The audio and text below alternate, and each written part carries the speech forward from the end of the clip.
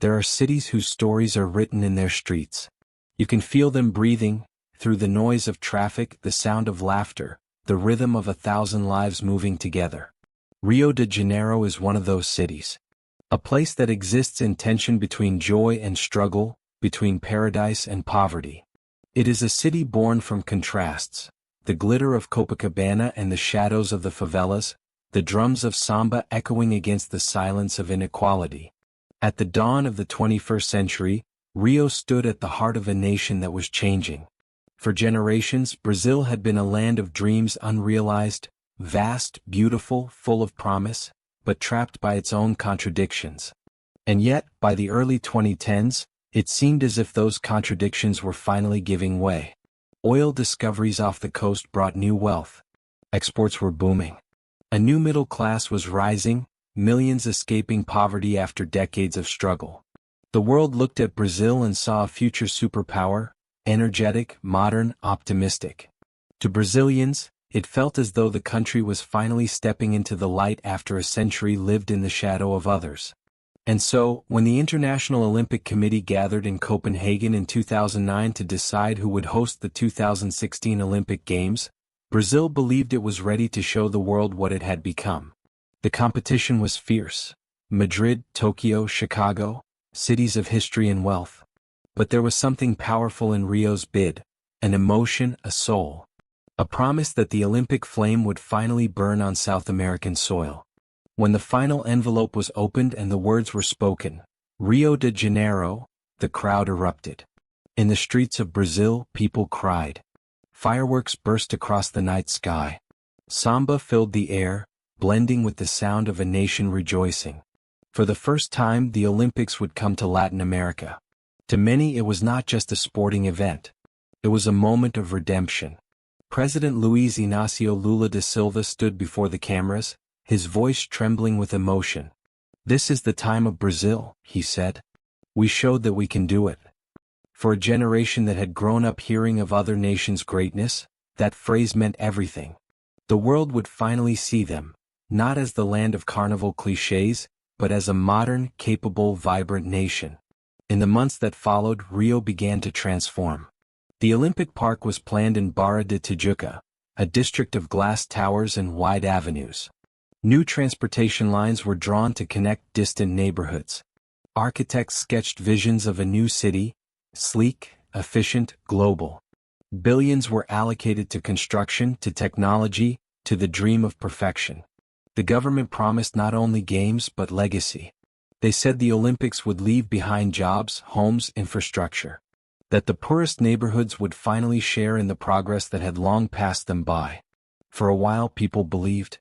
The nation was united by anticipation, by pride, by the belief that the eyes of the world would soon look to Brazil and see greatness.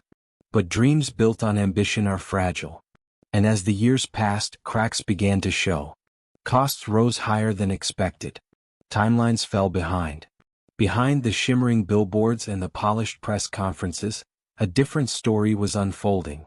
One of corruption, of shortcuts, of deals made in the shadows. Whole communities were uprooted to make space for highways and venues. Families who had lived for generations in the same hillside homes were told to leave, their houses marked with red paint. Developers promised compensation that never came. Protests began to spread through the streets, fueled by anger and despair. The slogans painted on the walls became symbols of discontent. We need hospitals, not stadiums. We need schools, not spectacle. Yet the government pushed forward. To the world, the message remained one of pride and progress. To question the games was to question the nation itself. And so, amid the rising tension, the work continued. Cranes lifted steel under the burning sun. Workers labored without rest. Every delay became a scandal. Every completion a small miracle. As 2016 drew closer, Brazil faced an unexpected storm. The global economy slowed. Oil prices fell. Political crises shook the government. One scandal followed another, and soon the optimism of 2009 felt like a distant memory. But even as politics crumbled, one thing endured: the determination of the people. There were engineers who slept in their offices to meet deadlines. volunteers who joined training programs months before the games, artists and dancers who prepared for the opening ceremony with nothing but passion and pride. They believed in the dream even when it no longer seemed believable. Because for them, Rio's Olympics were more than an event. They were proof that Brazil could still shine, no matter how dark things became. The Olympic torch began its journey across the vast landscapes of Brazil, from the Amazon to the Pampas, from remote villages to crowded cities. Everywhere it went, people came out to see it. Some waved flags. Some cried. For a few seconds they could touch something eternal, the flame that connected them to the rest of the world. When the torch finally entered Rio, the city erupted again in color and sound. It passed from hand to hand, each bearer a symbol of hope, until it reached the stadium where it would ignite the cauldron and signal the start of the games. In that moment, as fire met metal and light filled the sky, the dream was reborn. For 17 days the world would look at Brazil. And for 17 days, Brazil would show the world what it meant to dream with open eyes. But beneath the surface, a question lingered, one that would haunt the games long after the last medal was awarded. What happens when a nation gives everything to prove itself to the world? What remains when the lights go out and the cameras leave? The games were about to begin. And Rio was about to learn the true price of gold. By 2014 the dream had begun to fade. The same cranes that had once stood as symbols of hope now cast long shadows over unfinished stadiums. The air in Rio carried a new tension, the kind that grows quietly day by day until it cannot be ignored. In the early years, construction sites had been alive with optimism. Workers wore bright uniforms, cameras followed every new milestone, and politicians smiled beside blueprints and computer renderings. But as deadlines loomed, the reality of what Brazil had promised began to weigh heavily on the people charged with delivering it. In the corridors of power, contracts changed hands behind closed doors. Companies linked to government officials won tenders worth fortunes. Some of the projects were legitimate. Others were pure illusion, inflated invoices, incomplete deliveries, missing materials. It was a story that Brazilians knew too well, repeated under different names, different governments, but always ending the same way, with the people paying the price. Yet the construction continued. Crews worked under the brutal sun and the heavy rain, laying foundations, pouring concrete, and painting facades that gleamed in the daylight but hid cracks beneath the surface. Behind the official speeches about progress, many knew that the race was not to build excellence, but to finish in time, to have something, anything ready when the world arrived. In the favelas surrounding Rio, life went on as it always had. Families watched the transformation of their city from a distance. Some saw it as a miracle, others as a betrayal. New roads were carved through old neighborhoods, and entire communities were pushed out in the name of urban renewal. Residents were promised compensation and new homes. Many received neither. Their old streets vanished, their houses demolished, their memories buried under asphalt. Meanwhile the protests grew. They began quietly, teachers, nurses and workers demanding fair wages, better services and honesty from their leaders. But soon they became a movement. By 2013, the streets of Brazil's great cities were flooded with millions of voices chanting, "Não vai ter Copa." There will be no World Cup.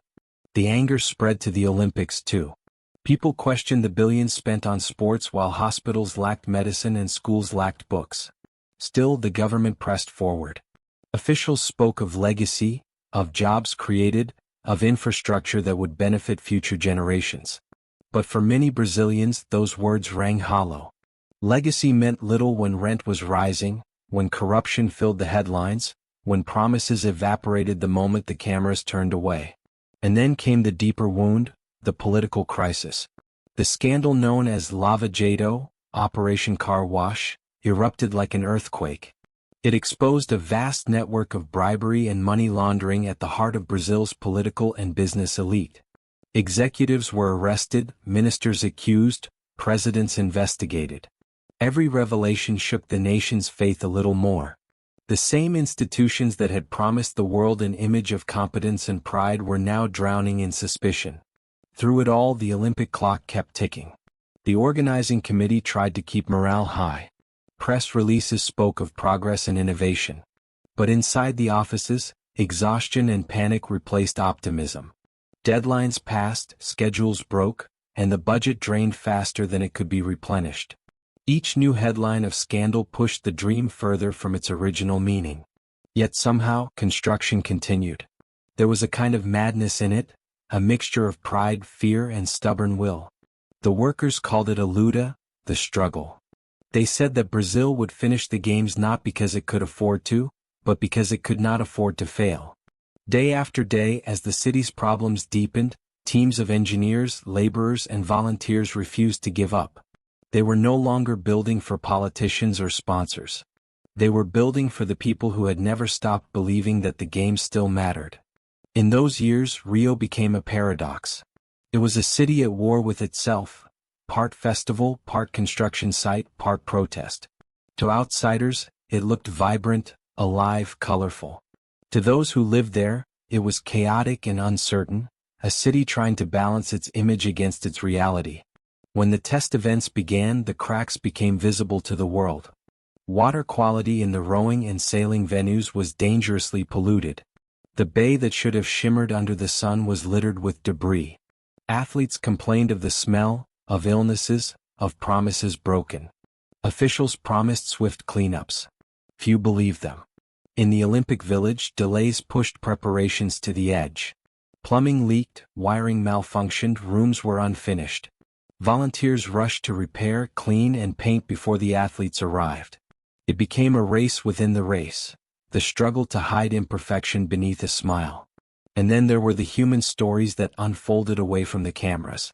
The street vendors who were banned from selling near the venues after decades of earning their living there. The musicians whose samba was replaced by corporate jingles. The children who watched from behind fences as their neighborhoods were sealed off in the name of security. For every billboard showing Rio as the city of the future, there was a wall covered in graffiti declaring, "No future for us." Yet despite everything, there remained an unshakable sense of pride. Brazilians, more than most, have always known how to celebrate even in the face of hardship. It is a national talent, to find joy amid disappointment, rhythm amid disorder. The people of Rio were not blind to the problems around them, but they refused to let despair define them. In that defiance lay something uniquely Brazilian. A kind of faith that no amount of corruption or crisis could destroy. Faith that the games, whatever their flaws, would still be worth it. That the world would come and see and feel the warmth of their welcome. As the opening ceremony drew near, tension and excitement mixed in the air. Security forces patrolled the streets. Helicopters hovered over the coastline. Reporters arrived from every corner of the world. Rio was once again at the center of attention, but not for the reasons it had once hoped. The headlines spoke of scandal, protests, pollution, and danger. But those who walked the streets saw another story unfolding. They saw children wearing homemade Olympic rings painted on their shirts. They saw families hanging flags from balconies. They saw a city determined to prove, if only for a few weeks, that it could still rise above its own chaos. The rehearsals for the opening ceremony went late into the night.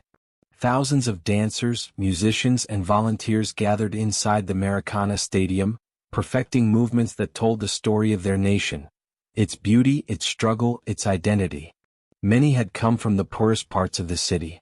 For them, performing in that stadium was not a job. It was a statement that they too were part of Brazil's dream. Outside, the sound of drums echoed through the streets. The same rhythm that had carried Brazil through centuries of change now carried it toward the most important moment in its modern history. No one knew whether the games would succeed or collapse under their own weight. But everyone knew they would begin. The struggle behind the smile was not hidden. It was worn openly, like a scar turned into art.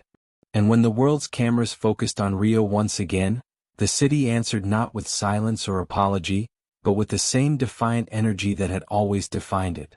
Brazil was ready. Or at least ready enough. The stage was built even if the foundation trembled. The lights would shine even if the wires sparked. And when the curtain rose, the world would see not perfection, but persistence. Because in the end, that was the true nature of Rio. To fight, to fall, to rise again, and to keep dancing no matter how loud the storm. Night settled over Rio like a slow-moving tide of light. From the hills of Santa Teresa to the beaches of Ipanema, the city glowed in fragments, street lamps, windows, the blue of televisions tuned to the same broadcast. Inside the Maracana, thousands waited as one heartbeat. The hum of the crowd mingled with the distant thunder of drums. For all the exhaustion and cynicism of the previous years, in that instant there was silence and then wonder. When the ceremony began, it was unlike any the Olympics had seen before. It was not built on extravagance. There was no towering technology, no mechanical miracles.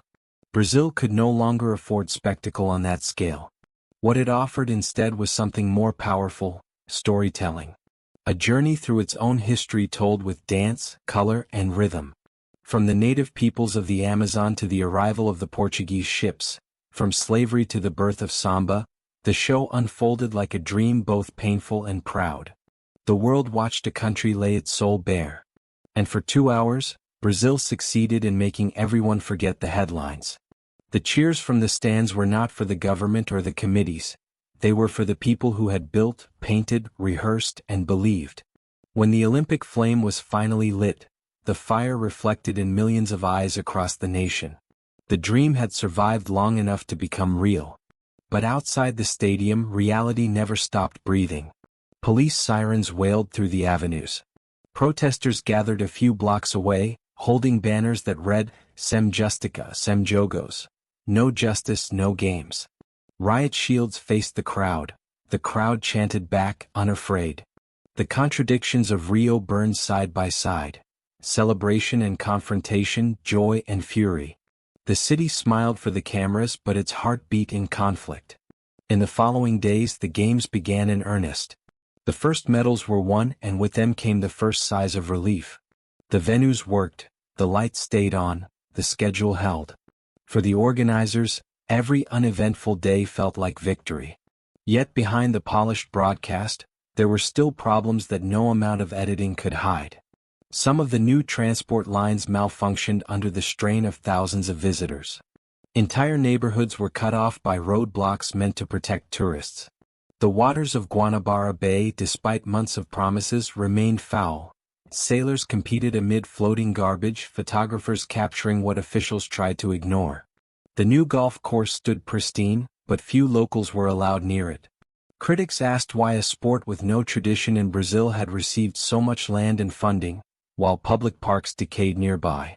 Inside the Olympic Village, athletes discovered leaking pipes and broken air conditioners. Others simply laughed and fixed what they could. After all, the competition mattered more than the walls around them. The village became a strange microcosm of the wider city, imperfect, chaotic, alive. For ordinary cariocas, the games brought both pride and inconvenience. Streets were closed, prices soared, yet for many to see the flags of the world flying over Rio was worth it. Families gathered in small bars to watch events on flickering screens. When a Brazilian athlete appeared, the noise spilled into the streets, horns, drums, singing. For a moment, the corruption and politics disappeared beneath waves of applause. Still, the economic crisis deepened. The state government, nearly bankrupt, delayed salaries for police and teachers. Hospitals lacked supplies. While the torch burned above the city, emergency rooms operated without basic medicine. Newspapers printed photographs of officers holding signs that read, "Welcome to hell." Police and firefighters don't get paid. Tourists took selfies with them, not realizing the despair behind the gesture. And yet, the games continued. They had to. The machinery of the Olympics was too vast to stop. The competitions unfolded day after day, each medal ceremony another attempt to prove that everything was under control. Television audiences saw golden sunlight and cheering crowds. They did not see the unpaid workers cleaning the stands long after midnight, or the families evicted from the hills overlooking the arenas. But if the games exposed Brazil's wounds, they also revealed its resilience. The volunteers, young, old, students, retirees, became the true face of the Olympics. More than 50,000 of them, wearing blue and green uniforms, guided visitors, translated languages, and smiled through exhaustion. They worked not for money but for pride. Many had never traveled outside Rio, Now they spoke with people from every continent. Their enthusiasm became contagious.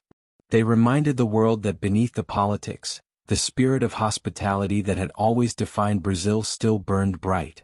Everywhere you looked, that duality persisted.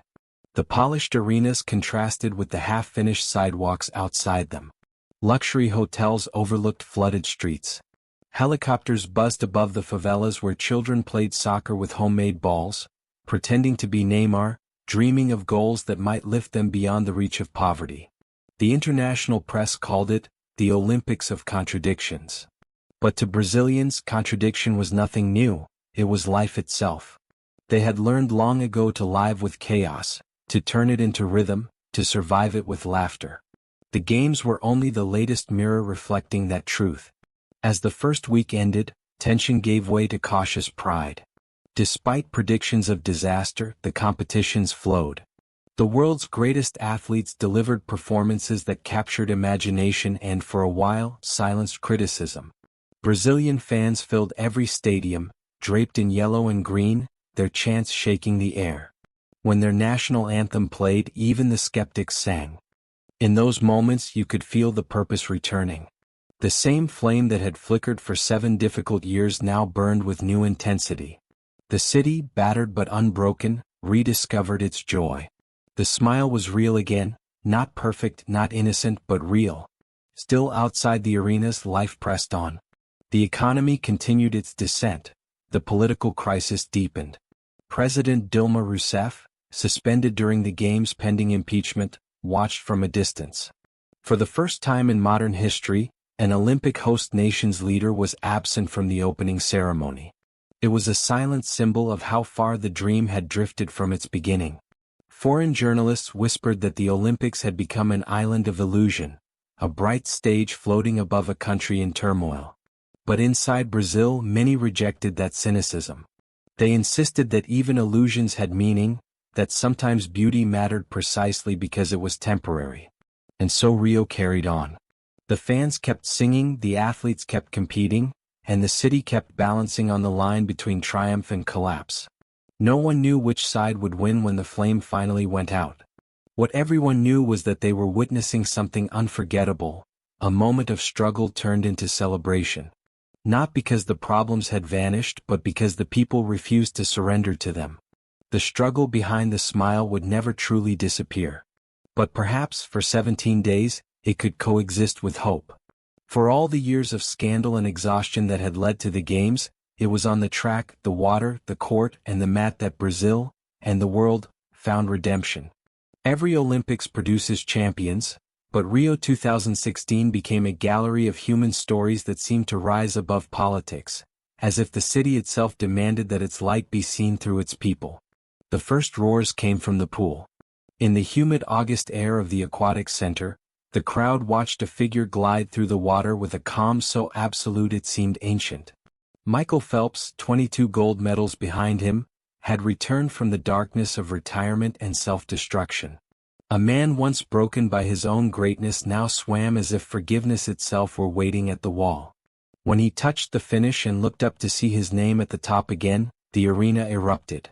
It wasn't only America that cheered, it was the world recognizing a human being who had fought his own reflection and won.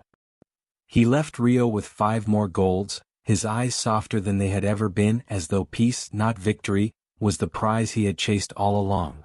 Then came the lightning. Usain Bolt walked onto the track with the grin of a man who knew he belonged to legend. Around him, cameras clicked like rain. The whole stadium trembled under the rhythm of his name. The starter's gun cracked, and in less than 10 seconds the familiar miracle unfolded again. His stride devoured the earth, his body leaned toward immortality. When he crossed the line, arms spread wide, smile flashing beneath the floodlights, time seemed to pause. 3 Olympics, 3 sprints, 3 crowns. In Rio, Bolt became not just the fastest man alive but the last chapter of an era, the living proof that joy itself could be athletic. While the men's sprints burned with power, the gymnastics arena in Barra de Tijuca told a different story: precision, courage, grace. Simone Biles, 4'8" and fearless, redefined gravity. Each leap was a rebellion against limits, each landing a declaration that perfection could still surprise the world. When she stepped off the podium draped in gold, little girls across continents saw something change in the shape of possibility. She wasn't just the best, she was the future, compact and unafraid. The stories multiplied. Wade van Niekerk of South Africa broke the 400-meter world record from lane 8, running alone against history. The entire race lasted 43 seconds. Its echo will last for generations. In the wrestling hall, Japan's Kaori Icho became the first woman in any sport to win gold at 4 consecutive Olympics. On the rugby field, the islands of Fiji erupted into tears and song as their Sevens team claimed the country's first ever Olympic medal, a gold so pure it seemed to shine for the entire Pacific. And then came the moment Brazil had been waiting for. Football, the national religion, the source of both pride and trauma, had haunted the nation since the heartbreak of 1950 and the humiliation of 2014. Now, under the pressure of their own fans and the ghosts of Maracana, a new generation carried the weight.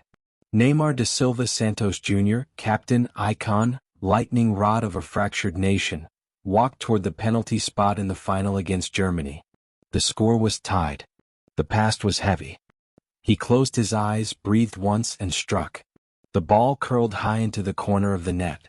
The stadium exploded. Neymar dropped to his knees, tears streaming, the flag of Brazil wrapped around his shoulders. For a few minutes, the country forgot recession, scandal, and anger. It remembered only pride. The boy from Santos had delivered the gold that millions had dreamed of. Across other arenas, quieter victories unfolded. Monica Puig won Puerto Rico's first Olympic gold in history, crying into her towel while the small island sang her name. Majlinda Kelmendi carried Kosovo's flag for the first time and returned home a champion in judo, her medal shimmering like a sunrise over a young republic.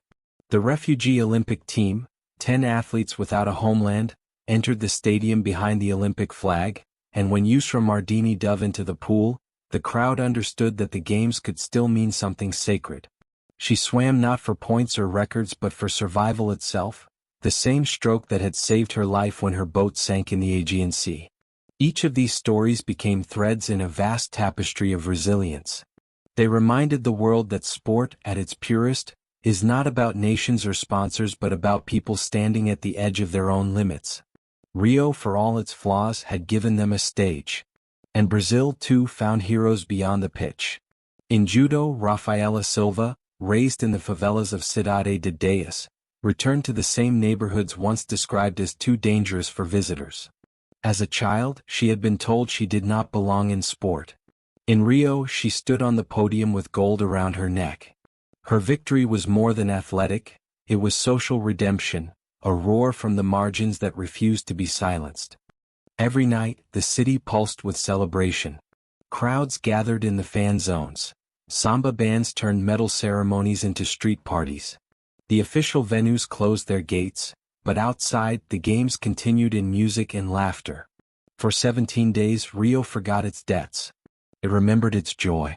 Even the rain, when it came, felt like applause falling from the sky. Yet beneath that joy ran a current of awareness. Everyone knew the celebration would not last. They danced harder because of it. They sang louder. They lived each medal as if trying to store enough happiness to survive what came next. The athletes, too, seemed aware that Rio was more than a competition. It was an ending. For Bolt, for Phelps, for many veterans, these were farewell performances. Their triumphs carried the bittersweet weight of finality. The younger generation watched them like children watching the sunset of gods, knowing that tomorrow would belong to new names, new dreams. By the closing ceremony, the city was transformed again. Rain fell over the Maracana as dancers twirled in glittering costumes. The flame flickered in its delicate spiral cauldron, reflected in puddles across the field. Volunteers hugged each other, athletes exchanged pins and stories, and for one last time the world sang together. As the flag was lowered and the flame dimmed, the cameras zoomed out to show the whole stadium shimmering in silver light. It was beautiful, fleeting, fragile, like every miracle that Brazil had ever made. When the music faded, silence settled over Rio. The spectators left their seats. Streets emptied. The city exhaled. The world would remember the smiles, the fireworks, the medals. But for those who lived there, memory would be heavier, the mixture of exhaustion and pride that comes from knowing they had built something extraordinary with hands that had nothing left to give. The heroes of Rio did not erase the city's problems. They did something rarer. They reminded the world that greatness can rise from imperfection, that brilliance can exist beside brokenness. They proved that even in a country fighting to stay afloat, hope could still sprint, swim, leap, and fly. For 17 days, Brazil had given everything it had left. And for 17 days the world believed in beauty again. When the flame went out above the Maracana, a hush fell over Rio. The cheers lingered in the air, but the energy that had kept the city moving for weeks began to drain. The games were over. The medals had been won. The world packed its cameras and left. For most of the planet, the story ended there, wrapped in highlight reels and closing montages. But for Brazil, the true reckoning was only beginning. In the first days after the Olympics, the transformation was subtle. Streets once guarded by thousands of soldiers fell quiet. The Olympic lanes that had cut through traffic were reopened, and the temporary fences began to come down. The banners came off the buildings, the volunteer uniforms disappeared into closets. What had been a global stage slowly returned to being a struggling city. The Olympic venues stood gleaming for a while. The white curves of the arenas, the clean lines of the aquatic center, the vast emptiness of the Olympic Park, it all looked like the beginning of something. But even in those first few weeks, the cracks reappeared. The air conditioning systems were turned off to save money. The grass around the stadiums yellowed under the sun. Inside the swimming pools, the water turned green from neglect. Within months, doors were padlocked. Security guards replaced crowds. The grand plazas built for millions of visitors became silent courtyards where weeds sprouted through the tiles. The promise of legacy, the word repeated endlessly in speeches and brochures, faded into the background hum of daily life.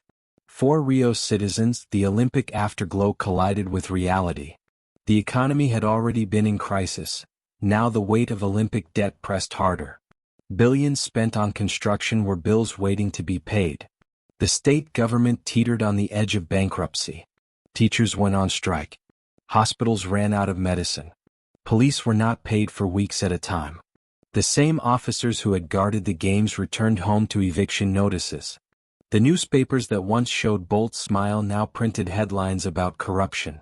Investigations revealed that several of the officials involved in Rio's Olympic bid had taken bribes to secure contracts. Money meant for infrastructure had been siphoned off through shell companies. The system that had built the games was the same one that now devoured its remains. In neighborhoods near the Olympic Park, families who had been promised housing discovered that the legacy apartments remained unaffordable. Many had been forced to leave their homes for developments that never came. The roads that once carried athletes and media now led nowhere, ending abruptly in abandoned lots. The dream of renewal dissolved into the same inequality that had defined Rio for generations. From afar, it was easy to see the games as a success.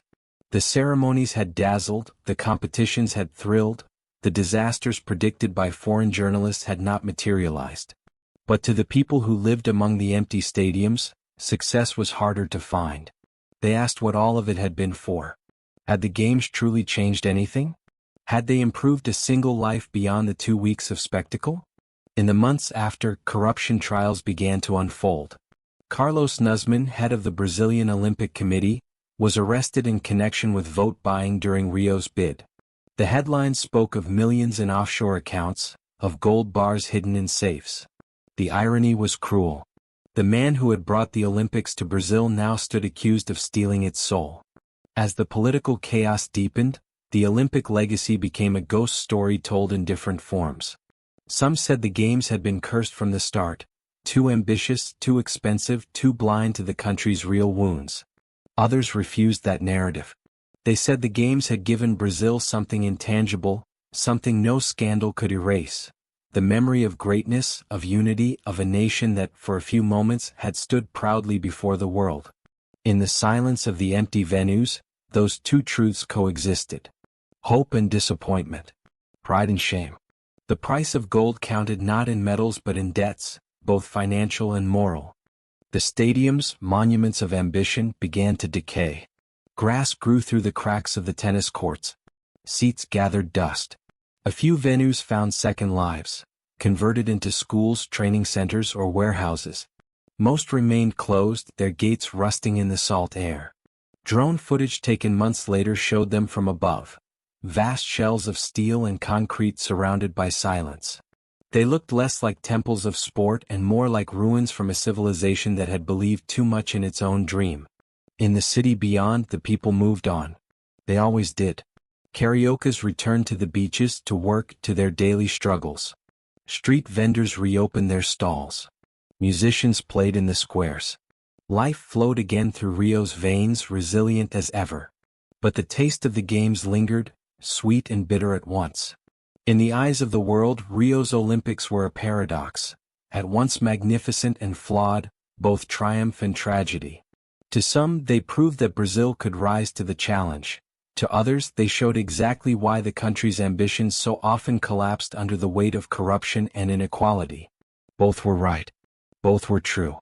The athletes went home, the medals stored in glass cases, the flags folded away. Yet the real story of Rio 2016 continued in the quiet aftermath, in the unpaid bills, the fading paint, the political trials. The dream of progress had demanded a price that few could afford.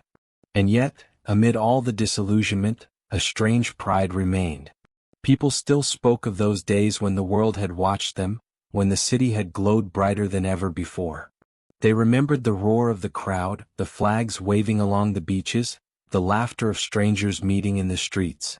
The games had not fixed Brazil, but they had revealed something eternal about it, the ability to create beauty even when surrounded by failure. That was the contradiction that defined Rio. A city that burned itself to shine. A country that gave everything for a dream, knowing it might break under its own weight. In the end, that was the true price of gold. Not the money, not the medals, but the effort of millions who had believed, worked, and hoped for something greater than themselves. The world would move on to Tokyo, to Paris, to the next city that promised miracles. But in Rio the echoes remained. The flame that once burned above the Maracana still lived in memory, flickering in the hearts of those who had carried it, who had danced beneath it, who had built its stage with their bare hands. They had wanted the world to see Brazil. And for a brief shining moment it had. The applause may have faded, the debts may have stayed, but the story would endure. The story of a nation that dared to dream in gold and woke up to count the cost. Time passed. The banners faded, the signs were painted over, and the word, Olympic, began to lose its power. Yet, beneath the surface, the memories remained. The games had come and gone like a storm, devastating, beautiful, impossible to forget. In the years that followed, the question returned again and again. What had Rio truly gained? Some said nothing. Others said pride. Both were true. Economists measured failure in numbers. Empty stadiums, unpaid debts, unkept promises. But history measures differently. It remembers what cannot be quantified, the sight of a nation standing together, the sound of its own heartbeat amplified across the world. And that, for all its flaws, was something real. For a generation of Brazilians, Rio 2016 remained a paradox. It was both triumph and tragedy, joy and disappointment, glory and ruin. It showed the world the best and worst of what humans can build when they chase beauty without balance. If you walk today through the Olympic Park, you can still hear echoes. The laughter of volunteers. The chants from the stands. The announcer calling a name as the crowd erupts. Wind blows dust over the empty courts, but the ghosts of movement linger. They remind you that nothing truly disappears. It just changes shape. The games taught Brazil a lesson that every nation must eventually learn. That greatness cannot be manufactured by spectacle alone. It grows quietly, from justice, from education, from the dignity of ordinary life. For 17 days the world admired the surface. But real strength, Brazil discovered, lies beneath. The resilience of a people who, even after disillusionment, refused to stop dancing. Because in the end, that is what survived. Not the infrastructure or the slogans, but the rhythm. The same rhythm that has always carried Brazil forward. The beat of drums echoing through hardship, the laughter that defies despair, the beauty of a nation that never forgets how to celebrate itself, even in its lowest moments. Rio did not keep the gold it chased, but it kept the memory. And sometimes, memory is more lasting than monuments. In the years since, other cities have bid for the games with the same ambition, the same promises. They will build their stadiums, light their torches, and tell their stories. And somewhere in their planning rooms they will whisper Rio's name, half in admiration, half in warning. Because Rio taught the world that dreams can inspire nations, but they can also consume them. That pride can lift a country to the heavens and debt can pull it back to the ground. That unity born of spectacle fades, but the human spirit, once awakened, never does. Perhaps that is the true legacy of 2016. That amid failure there was still faith. Amid corruption, still courage. Amid brokenness, still beauty. The games ended. The arenas emptied. The flame died. But somewhere in a small field on the edge of the city, children still play until nightfall, chasing a ball beneath the same sky that once held fireworks and dreams. They do not remember the scandals. They remember the joy. And maybe that is enough. In the end, every flame must fade. Every anthem must quiet. Every dream, no matter how bright, must learn to live in memory. Rio burned with the fire of ambition, and for 17 days the world believed in its light. But gold is never free. It demands a price measured not in money but in faith, in the hopes, the sacrifices, the hearts of those who dare to chase it. The stadiums will crumble. The headlines will fade. But the echoes will remain, the cheers, the footsteps, the tears, the laughter. Because greatness is never built in concrete or steel. It lives in people. It lives in those who run when they are tired, who build when they are broken, who smile when they have every reason not to. Rio was not perfect. It never needed to be. It was human, flawed, proud, magnificent. And maybe that is why we loved it. Because when the flame went out, it did not leave darkness behind. It left a lesson. That even the most fragile dreams can light the world for a moment. And that moment is worth everything.